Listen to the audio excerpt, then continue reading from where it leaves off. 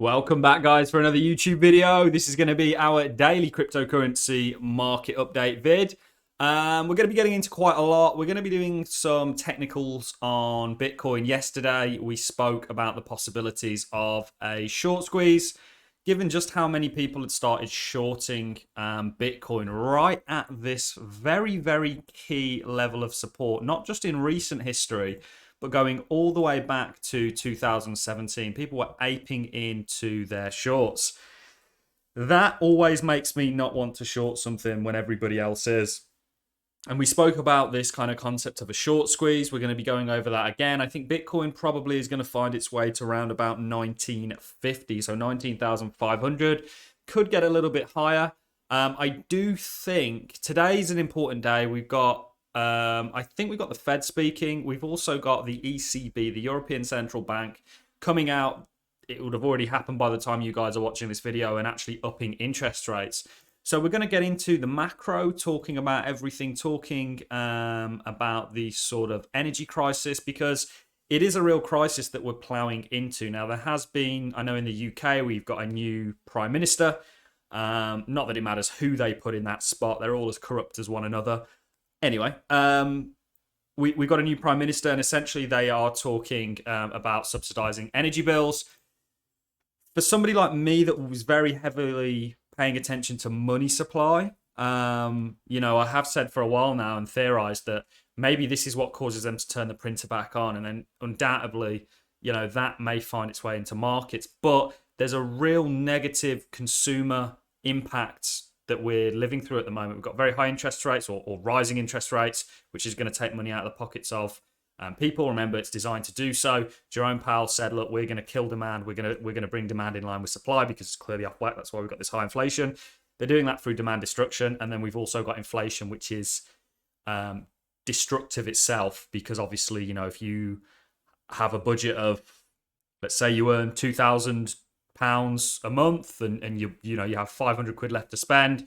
Well, if everything's gone up in price, that 500 quid gets eaten away too, and then you get into this situation where no one's got any money. Who's going to be putting that back in markets? Why we've said that a bull market is not going to get spawned any time soon, but we are expecting, actually, or I'm certainly expecting a little bit more upside before we get that continuation to the downside, but we'll talk about that. Let's take a look at the overall cryptocurrency market. It's currently sat at 900 billion 974 billion. Sorry about that, guys. And we can see that we saw a nice little run up yesterday. We traded it. We had longs on. We got out of them way too early, but we made money. That's the main thing.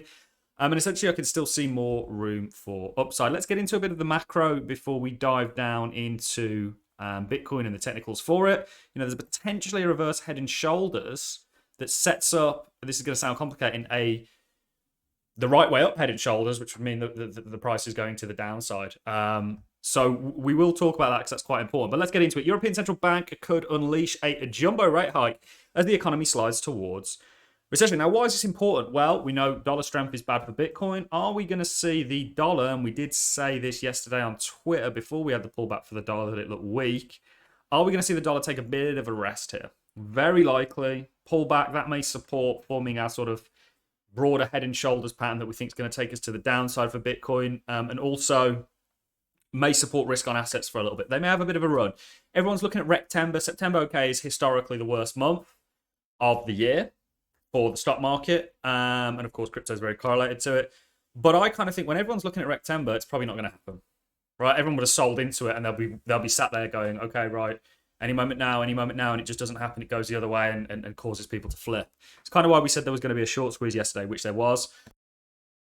I even updated my community, my Patreons, talking about where all the stops were. We were trading it long, right on the idea, poor on execution. That's my behalf.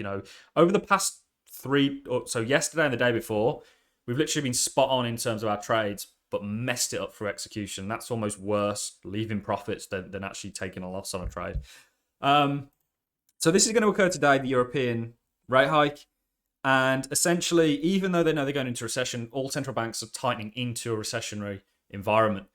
So this causes further pain. It's going to deepen the recession. I think we're already in one. And this could see the dollar pull back slightly, because when you look at the DXY, lots of people don't know this, it's about 40% against the euro.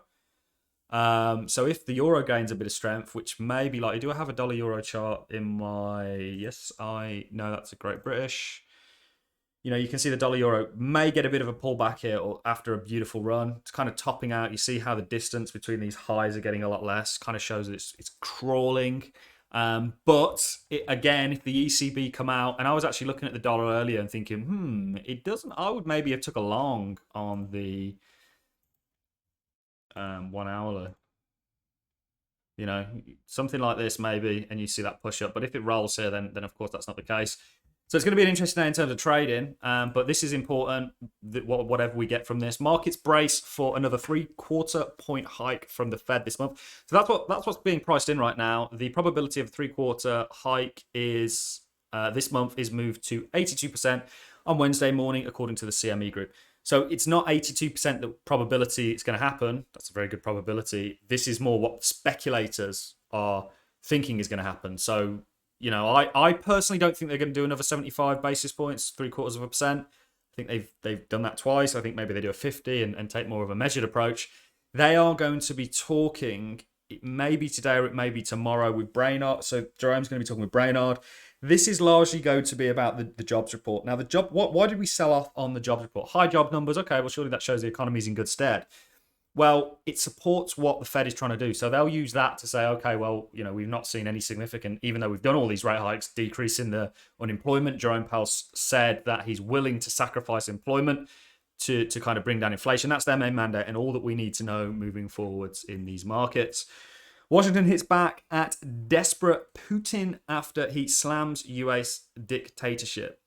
So hits back. I'm not sure what they're doing here. It's kind of like they said, oh, well, you know, if you shut down the pipeline to Europe, which they've now done, we're going to get you.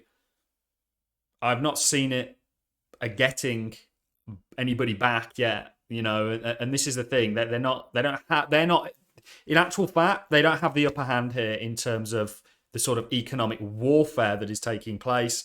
And we've said, and we spoke about the fact that, look, I think we're going into a complete energy crisis over Europe.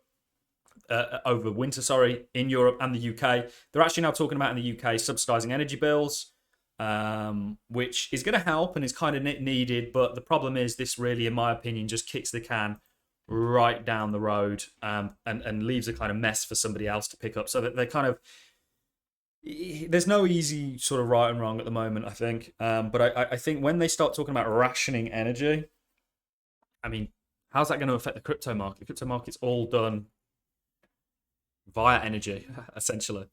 Whether that be even running like servers for proof of stake. I run a Cardano node.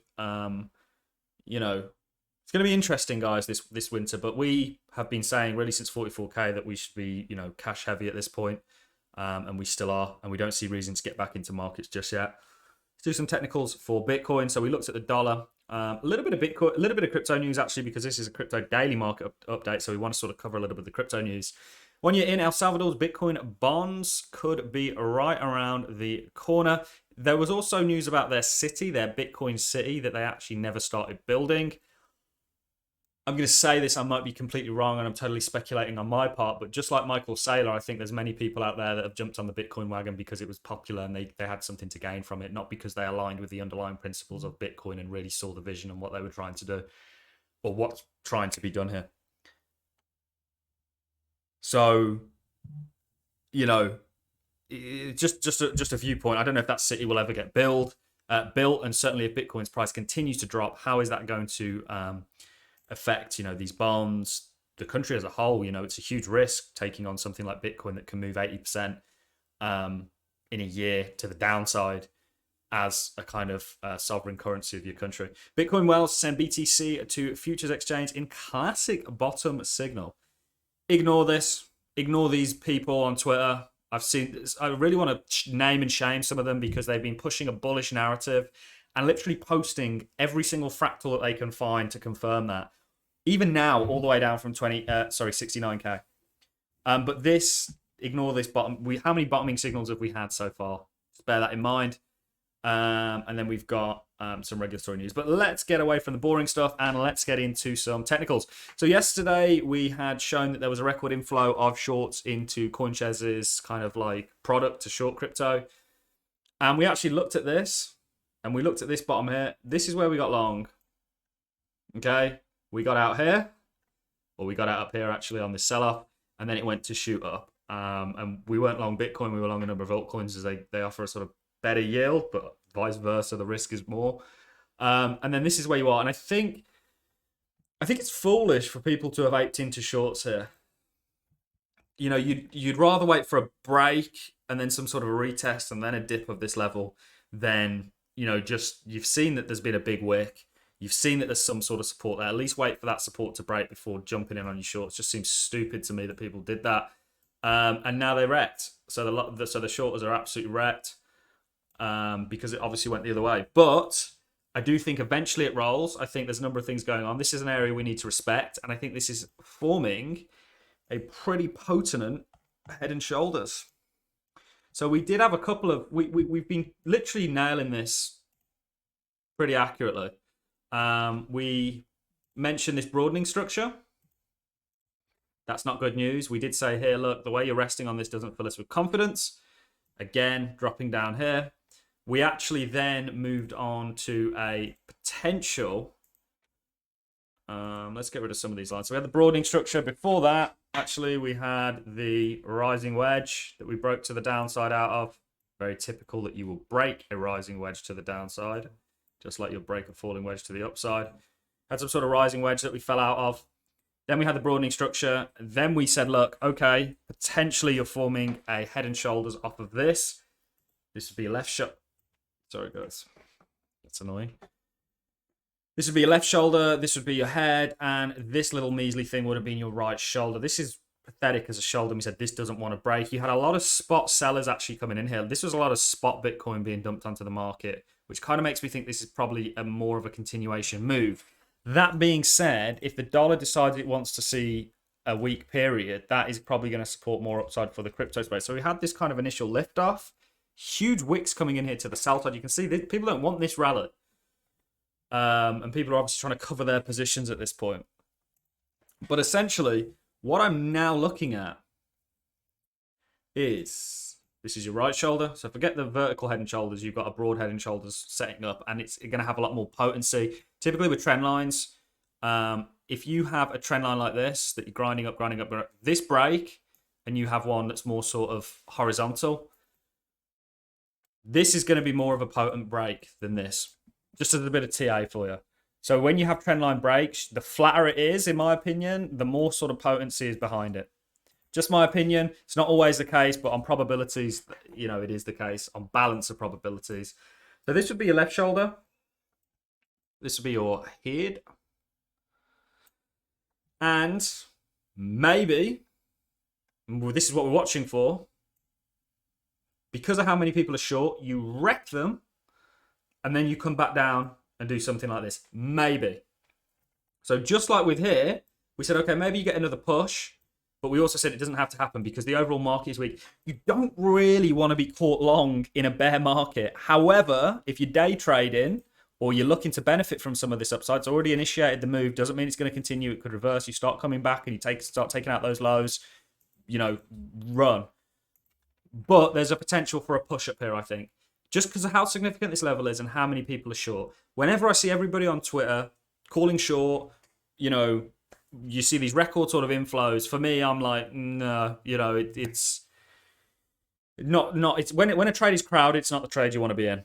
And I think it's somewhat contrarian, maybe being long here, but I think also kind of obvious. So in a day trading perspective, we're looking for longs, but they are very, very tight stops, so we know where we're wrong very quickly. Don't just go and try and trade this long if you don't know what you're doing. Trading is something that you should master before you even start, or you should learn about before you put any money on. And if you're going to put money on and be a trader or embark on that journey, start with $100. Start with next to no money at all, because I have no idea why people drop 10 grand in a trading account when they've never even tried trading before. Why not do 100? See if you can flip that into 2, 3, whatever it may be. you know, work out what you're doing, come up with a system, and then rock and roll with it. But I can see the potential for a head and shoulders here that would bring you to the downside. You know, you've got your target, the kind of vertical head and shoulders that we had that was calling potentially this. I now think we're going to form a much larger one, and potentially we actually stand a good chance of moving back to obviously 20k, and I actually could maybe see coming back to 21k. Maybe. I don't think that's too far out of the realms of possibility, and then that's going to provide good shorts for altcoins moving forwards. But today's going to be very interesting. Watch for the ECB hike. If they underscore and undershoot, really what you want to be watching is the dollar. So if they don't come out and everyone's expecting this crazy hike, I mean, a hike's going to see some strength given towards the euro, but the dollar's, you know, this is run at steam. I can see a deeper pullback. Maybe you come down to 108, potentially you revisit 106, and then look for lower down. But if that happens, you're going to see Bitcoin, in my opinion, you're going to see the stock market do quite well. It's nothing to write home about, in my opinion, and it will eventually fade. But if you're looking for the short-term trades, maybe I'd look at long. You could take 50-50 here, to be honest. I mean, a bias long, but, and I'll stop for everyone was here, you could probably take a 50-50. I mean, this you want to wait for a break. You know, if you look at this as a range, at least wait for it. Also confirming my my bias to the upside is, let's drop down to a smaller time frame, maybe the 30-minute. You know, maybe this was a head and shoulders that we were looking at yesterday. It's better illustrated actually on the smaller time frames, but I don't want to give anybody or spur on anybody's. No, was this a head and shoulders? No, not everything's a head and shoulders, but let's get rid of some of these so that you guys can actually see what I'm doing here. You know, was this your head and shoulders? And then this was your left shoulder, which right shoulder, which was extremely weak. That maybe is going to take you back up to at least 1950. And then I think actually there's a good chance that you're going to see more upside. That is really all I've got for you in this video, guys. We've rambled on for long enough. This is a 70-minute video. Forgive me for that, but hopefully you've enjoyed it. If you have, a comment is always appreciated. So is a like. And if you want to share this video, feel free to get it out to your friends and family. All I've got for you in this one, guys. Have a fantastic Thursday, and I'll catch you all in the next YouTube video.